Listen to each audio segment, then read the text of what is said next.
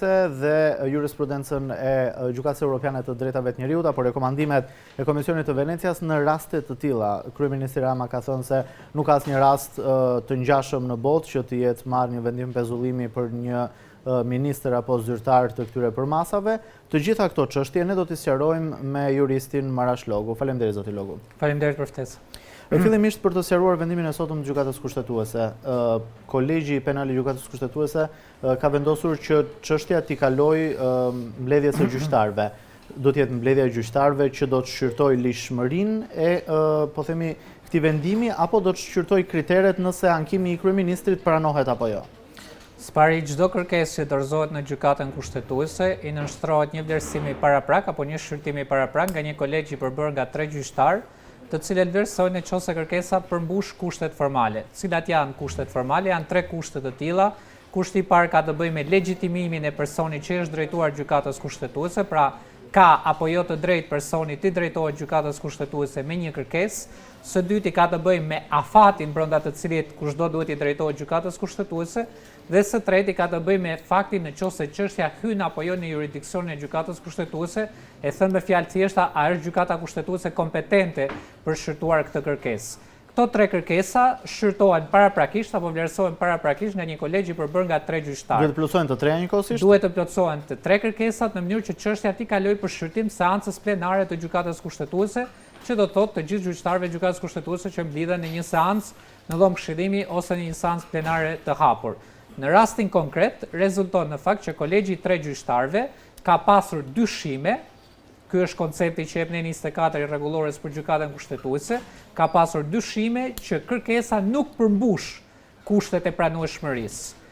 Pra, një nga 3 kushtet apo të 3 këto kushte kanë vlerësuar kolegji që edhe mund të mos i përmbush për rrethana të caktuara. Në vlerësimin tim profesional, vlerësoj që dyshimi i gjyqtarëve ka qenë tek fakti nëse kjo çështje hyn apo jo në jurisdiksionin e Gjykatës Kushtetuese, pra është Gjykata Kushtetuese kompetente për ta shqyrtuar këtë çështje, pasi në mënyrë që Gjykata Kushtetuese të investohet për ta shqyrtuar këtë çështje, do duhet që ne të kemi efektivisht një konflikt kompetence ndërmjet pushtetit ekzekutiv nga një anë, qeverisë dhe kryeministrit, dhe pushtetit gjyqësor Gjykatës së Posaçme për korrupsionin dhe krimin organizuar nga ana tjetër. Dhe siç e kemi diskutuar në mënyrë shumë të gjerë, në vlerësimin tonë nuk ka një konflikt të tillë kompetence, sepse nuk ka pasur një kompetencë të Këshillit të Ministrave të kryeministrit, të cilën ta ketë marrë apo ta ketë përvetësuar Gjykata e Posaçme për korrupsionin dhe krimin organizuar. Është emërimi dhe shkarkimi i ministrave, pretendon zoti Rama. Patjetër, po, keni dëgjuar ju që gjykata të ketë emëruar apo shkarkuar ndonjë ministër? Unë nuk di që gjykata ka emëruar apo ka shkarkuar ndonjë ministër, apo edhe zëvendës kryeministrin apo ministrin për infrastrukturën dhe energjinë. Gjykata, sipas kushtetutës dhe ligjit, është autoriteti i vetëm në Republikën e Shqipërisë, i cili ka të drejtë dhe kompetencë të vendosë masa sigurimi dhe të vendosë masën e sigurimit, dalimi apo pezullimi për ushtrimin e një funksioni të caktuar publik. Tani, kryeministri ka të drejtë dhe kompetencë të vendosë masa sigurimi? Nuk ka. Ka të drejtë kryeministri të vendosë pezullimin për ndonjë zyrtar të lartë publik, përfshirë dhe anëtarët e kabinetit e tij, zëvendës kryeministrin dhe ministrin? Nuk ka. Pra në këtë kuptim, nuk ka asnjë kompetencë të cilën e ka kryeministri dhe ja ka marrë apo ja ka përvetësuar gjykata. Dhe duke mos pasur konflikt kompetence, mendoj unë që gjyqtarëve të kolegjit të Gjykatës Kushtetuese ju ka lidhur dyshimi që nuk jemi në kushtet kur kërkesa duhet i kalojë për shqyrtim seancës plenare.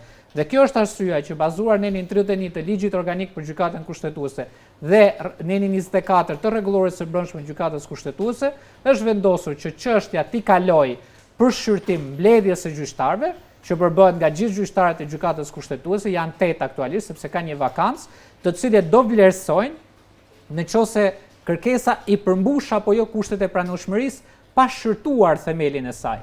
Vetëm pasi të jetë vendosur pozitivisht që çështja apo kërkesa i plotëson këto kushte pranueshmërie, më pas ata i nënshtrojnë vlerësimin, po themi, thelbit të kësaj çështje. Kur po vija këtu te ju, Saliani, dëgjova në fakt që në radio kishin arrestuar, me sa kuptova, po kishin ndaluar autoritetet belge Federica Mogherinin, e cila është një zyrtare shumë e lartë e Bashkimit Evropian. Po nuk pash dhe nuk dëgjova që Ursula von der Leyen, presidentja e Komisionit Evropian, të thoshte që prokuroria dhe gjykata po ndërhyjnë në punët e Bashkimit Evropian kanë përvetësuar kompetencat e Bashkimit Evropian, apo gjyqtari dhe prokurori kanë bërë grushtetin ndaj Bashkimit Evropian.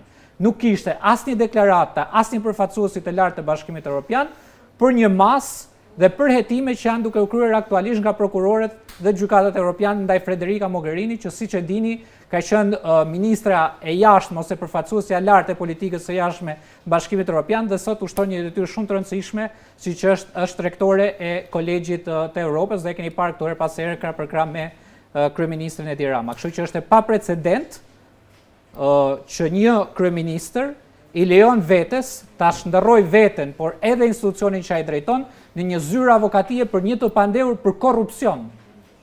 Se nuk është marrë zonja e pandehur për një vepër për shkelje të rregulla të qarkullimit rrugor.